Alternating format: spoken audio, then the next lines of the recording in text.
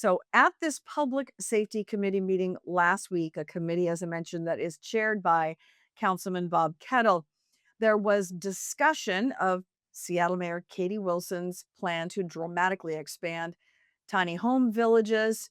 You may recall we've done some reporting on that, exposing of some of what's actually happening in these tiny housing villages. That exposure coming from Jonathan Cho, the Discovery Institute, as well as Andrea Suarez of We Heart Seattle. And Andrea was at last week's Public Safety Committee hearing, pressing Councilman Kettle and others on that committee to say, come on, guys, we got it. This is time for a pivot. This is not time to just dump a bunch more money into all of this housing first model, which has not proven to show success. We've got more numbers of homeless and drug addicted individuals on the streets of Seattle and King County than ever before. So here was Andrea Suarez's testimony before the council on April 28th. I'm here to talk about the harm of possession in our community. We've picked up hundreds of thousands of needles and hundreds of thousands of pieces of foil that our county hand out to drug addicts. I think that really just speaks to the drug-friendly and enabling culture we have. There's other major cities that are starting to ban handing that out, especially tent side, without enrolling in programs. So there's some little adjustments we could make to really shift from a drug-friendly city to one where we are a recovery-first city. In terms of harm to women, especially, they're preyed on. I've seen women trafficked. I've seen women be the front people to go in and do retail theft for drug addicts.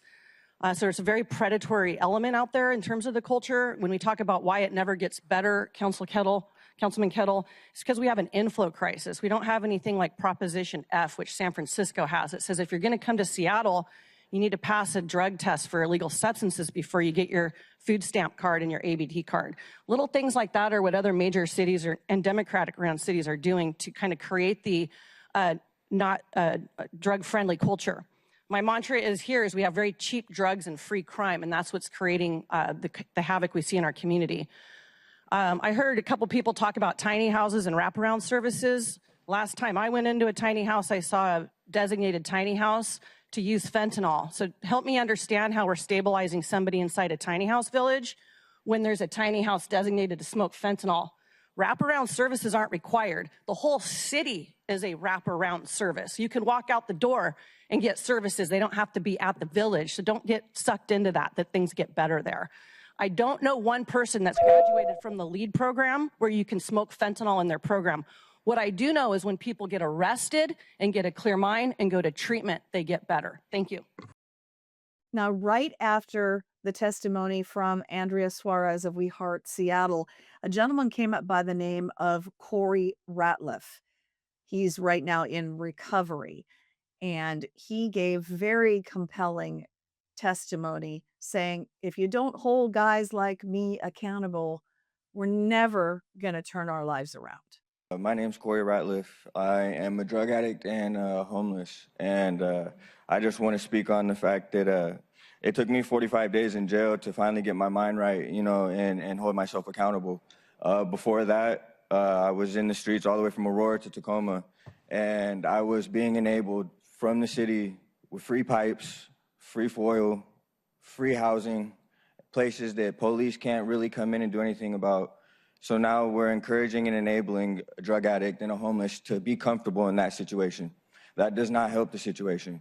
What helps the situation is to hold us accountable. If we're slipping in the streets and we're selling dope or we're pimping or we're doing anything that's against the law, hold me accountable, arrest me. Don't give me a slap on the wrist, don't let me go. You know what I'm saying? That time in jail is enough time for me to think, take accountability for what I did, understand that I need to change things, get out, get into places like Hope and Chance or Battlefield for Addiction, start going to work, things like that. These sober living programs are the answer. It was for me. And I still have an older brother who's still actively in addiction, who has no thought whatsoever of getting out of that situation because tiny home villages, housing projects, everything there is comfortable to be homeless and a drug addict. 10 years ago, I couldn't do that. And these days it's so easy to be a drug addict and you're accepted in the city because it's okay. and we're just putting them into a building off the street. So now the city is thinking that it's not a problem anymore. No, it's still an issue. It's not being handled correctly. And I think the best way to do that is hold me accountable.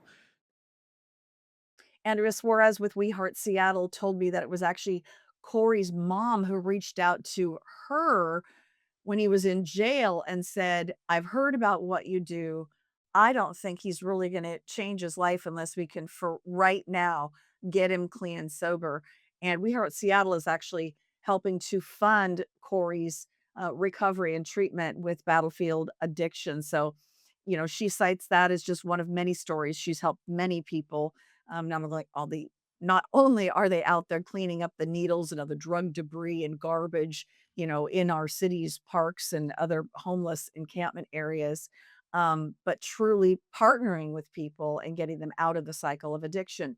So I brought up that example with Councilman Kettle as part of my discussion with him yesterday and said, okay, wait a minute, this forensic audit, is this not really the most opportune time to say, wait, we know what we've been doing for years isn't working. In fact, the crisis is only getting exponentially worse. Is this not the time to really address the root causes of homelessness?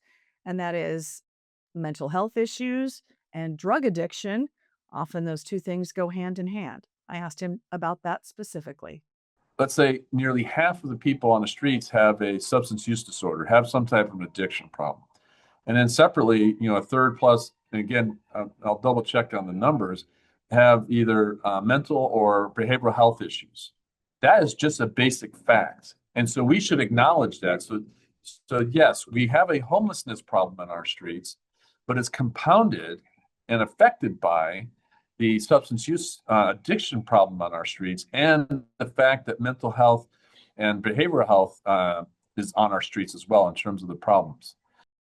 Now, Seattle Councilman Kettle told me that tomorrow on Friday, he is getting an update with the King County Regional Homeless Authority, basically them responding to all these criticisms, right? This forensic audit came out making them look pretty bad, whether there's actual fraud or just mismanagement of money, and how you could get $45 million in debt, which is, putting the city and the county have been backing them for all these years in a really tough spot to continue to say, great job, KCRHA.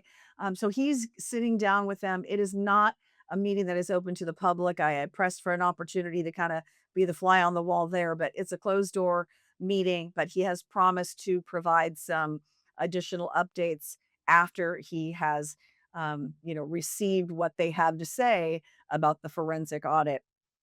And we're going to continue to follow this very closely. There are updates on this before the Seattle City Council, even next week, with a couple of planned meetings. So we're going to continue to follow this as well as with the King County side to see what they're doing. Their current plan is sort of a 90-day review with monthly check ins of what are you doing differently before they make a decision on whether just to completely dissolve a partnership with KCRHA or not. So that is it for today's episode of Washington in Focus Daily for this Thursday, May the 7th. The sunshine finally came out here this afternoon. I hope you get a chance to get out and enjoy it at least a little bit. As always, thank you for watching and join us again tomorrow.